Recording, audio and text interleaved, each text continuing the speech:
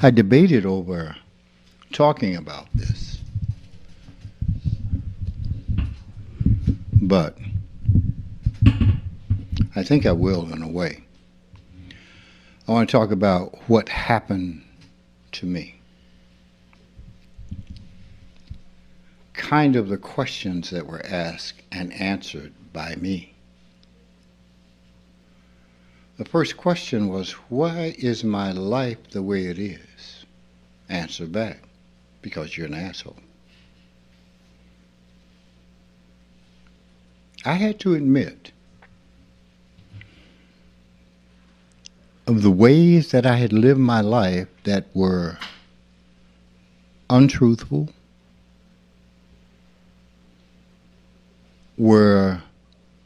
I say untruthful, they were lies out here because I knew the truth inside. One of those lies was my confidence. I grew up, there were two people. I'd never, by the time I was maybe 6, I had never seen more than 3 people in the same place at the same time. Wow, I go out in the world. We go to town. Well, town was as big as this room, but it was like, holy Christ, New York City. There were people everywhere. I didn't know what to do. I was painfully shy. Painfully. I mean, I hurt because I didn't know what to do. When I went to school, that first day at school, they had shrubs around the building. I hid in the shrubs and watched. I couldn't believe my eyes. People were running and screaming. It was like a bunch of Linuses. Was it Linus or Pigpen and Peanuts, where all the dust and this crowd? It was like, my God.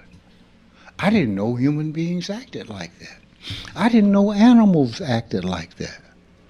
My dogs didn't even play like that. It was so painful. And then came the time of girls. I'd get around a girl and it was, I'm smart.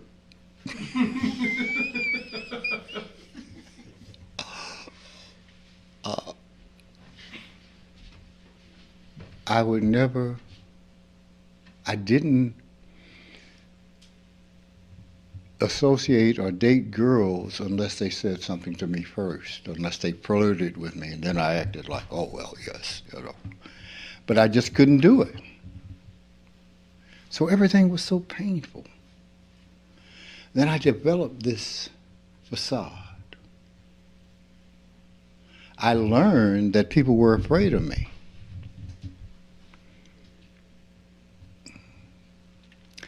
They were afraid of me, and I didn't know why at the time, because I didn't know what fighting was. I didn't know I was free because I had grown up with animals and stuff. So I didn't know they were fighting. I thought they were playing, and I would pop them. I didn't know it hurt them until they stopped bothering me. It was like, oh, okay, right. Because when I was a kid, I was either alone, and even when I was alone, I was reading. I read. I absorbed. I looked at things and, wow. All of this became the wall around that little boy who was painfully shy and who cried. And wouldn't let anybody see he cried, but cried. So I grew and got bigger,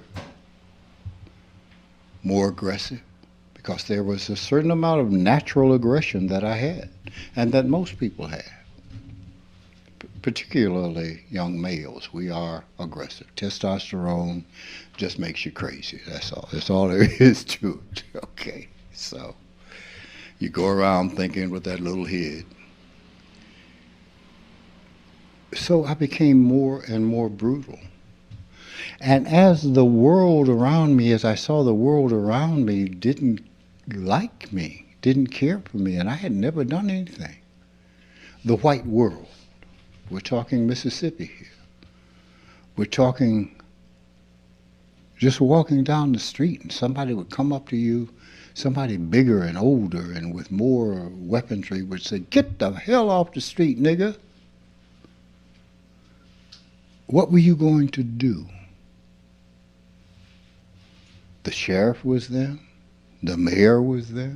Everybody was there. What were you going to do? More and more anger and hatred. So the question then was, what's wrong with me? You're angry.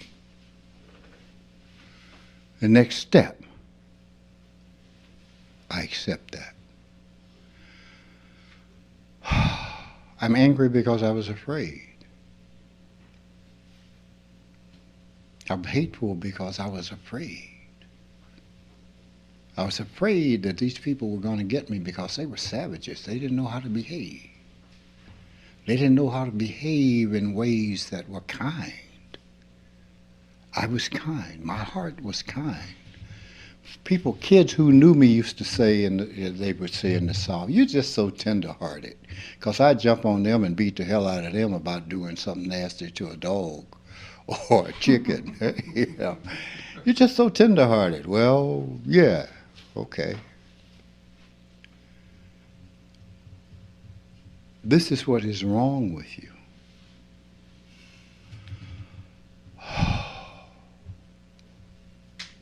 Huh. What's wrong with being that gentle, nice person that you really are? Nothing. Light. Okay. Wow. But if I do that, won't they take advantage of me? You are what you really are. They can't change you unless you change yourself. Light. What the hell is wrong with them? The same thing that was wrong with you.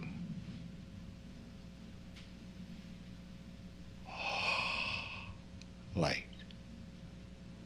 Wow. Wow.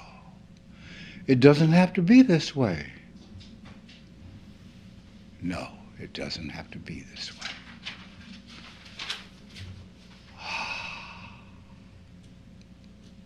I will never, ever be angry, be hostile again. I will never, ever mistreat anyone again, ever.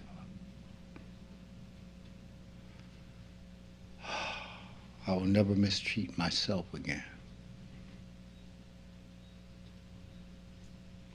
I just told you that because I want you to understand the progression in questioning. So that when you do that technique and you come to a space, you don't just stop questioning. You ask what has happened here? Whoa, and it's right before your eyes. It's right in front of you what has happened. Accept the truth of it. The world was mean to me because I was mean. If someone wants to be mean toward me, they can't be mean to me if I don't let them be mean to me. Their meanness just hangs in the air because I don't absorb it. I don't carry it. But that's what happens when you let go of the loop created or the distortion of your energy. Now, what I've said to you is process.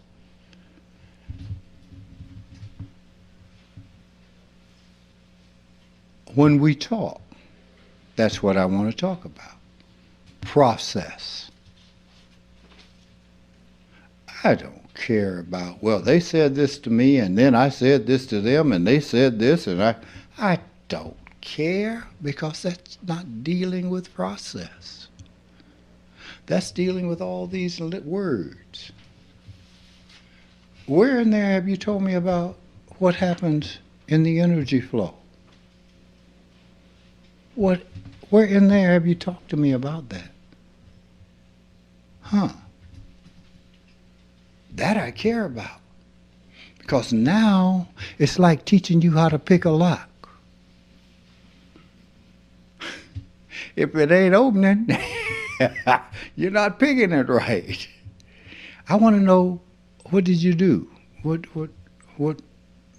Oh, okay. Then you need to flatten this out just a little bit more so that you can get a little closer in there and jiggle that thing a little bit. See, that's what we're talking about. The freedom that this energy will express as it flows. These things up here will not solve the problem. Only the freeing of the energy will solve the problem. Huh. Stay on the point. Stay on the point. What is the point of what you're doing? The point is freedom, joy. Pain is a part of that.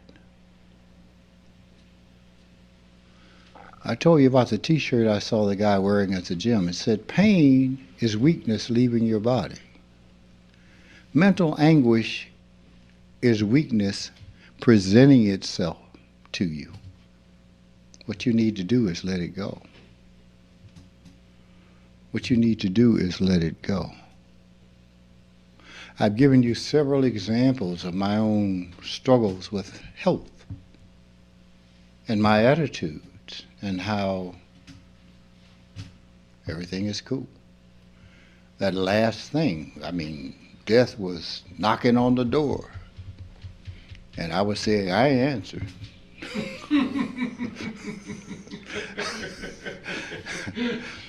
They're getting ready to go down my throat, and they want to know, are these your teeth? Yes, I bought every one of them. I own them. Everybody had a laugh. But what I'm saying is because the energy flow, that saved me. I wasn't going to be, no.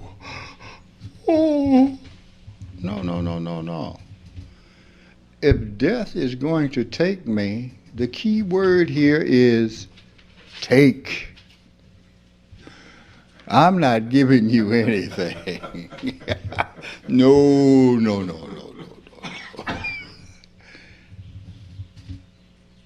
The energy of lightness of being, and that's what I'm talking about. I'm making an example that even the threat of death cannot change, cannot destroy, cannot take away your joy and your happiness and your peace.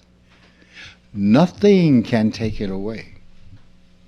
Nothing can shake it.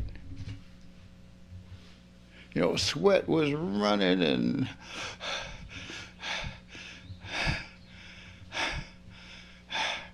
I could feel it, and I was reaching for the side of the bed. I think the body was trying to hang on to something. Now, we ain't going, we gonna grab hold of something.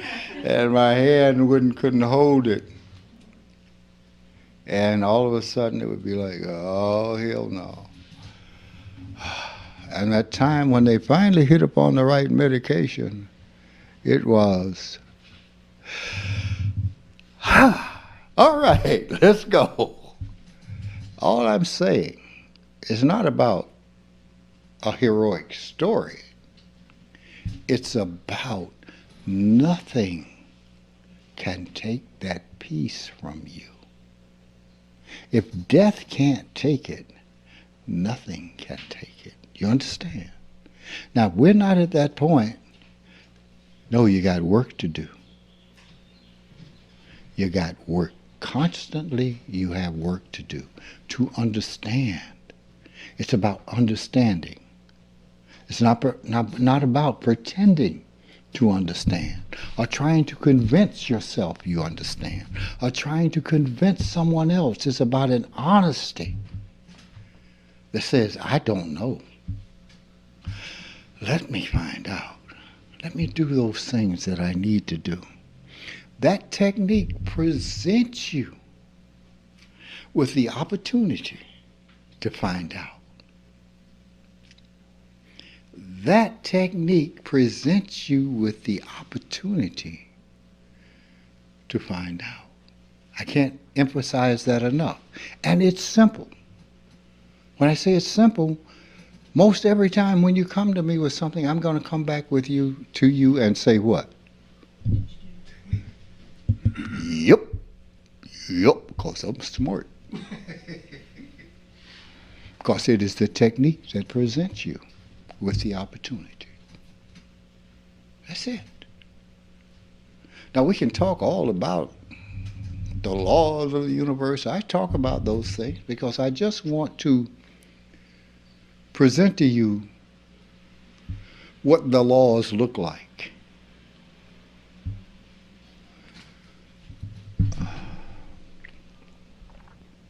That doesn't mean I'm trying to get you to understand them. It means I just want you to see what they look like. So that in your process, when you do your technique, you go, oh. We have an assumption because of the short span in which we live. We think somehow that this will go on forever, but there's a daunting thing here. Everything, all of it's going to die. We look at the birth of the universe. We look at the birth of our solar system and the planets. It moved through a stage. It moved through the stage of the growth of the planet by other things banging it into it, more and more mass being gained. Something banged into it and a piece of it flew off, became the moon.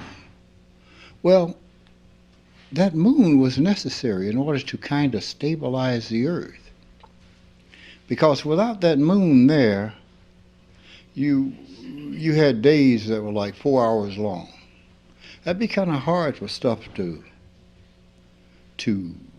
evolve in. You're like this. Sleep, awake, sleep, awake, sleep, awake. 4-hour days just wouldn't cut it. Not only that, but as it turned, you would have tropics at the poles, Arctic at the center. 2 months later, you would have tropics at the center and Arctic at the poles. This goes on and on and on until the moon balanced it. Okay, now it balanced it. So now days became like 12 hours long. As the spin of the earth slowed down, life began to flourish. It slowed down. We have 24-hour days now. The tropics are at the equator.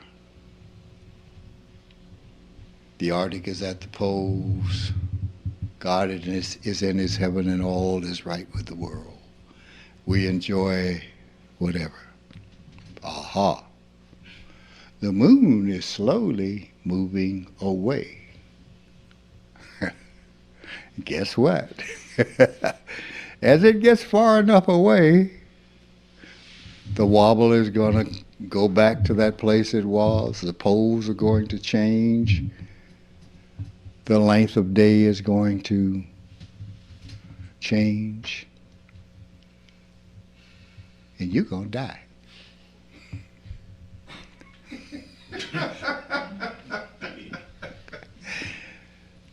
Now, what am I saying here? This whole thing is in process. You're not at a place where things are going to reach and are going to stop. It is in process. You're just in the sweet spot right now. In the sweet spot where life can flourish. The sweet spot is going to change because the moon is going to go off.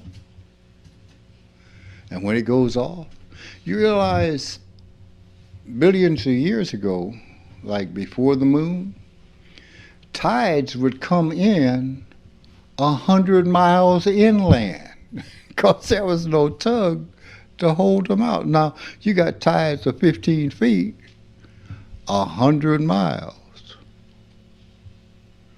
So if you lived in Nevada, you had some beachfront property. At least when the tide came in, everything between there, right out to sea. Everything is not in a stationary place. It's about change. That is a law. You're looking at the law. When you look out and you say, oh my God, it's all going to end. It will end, and I have not had the opportunity to have any peace. I would have not have had the opportunity to experience love purely within myself.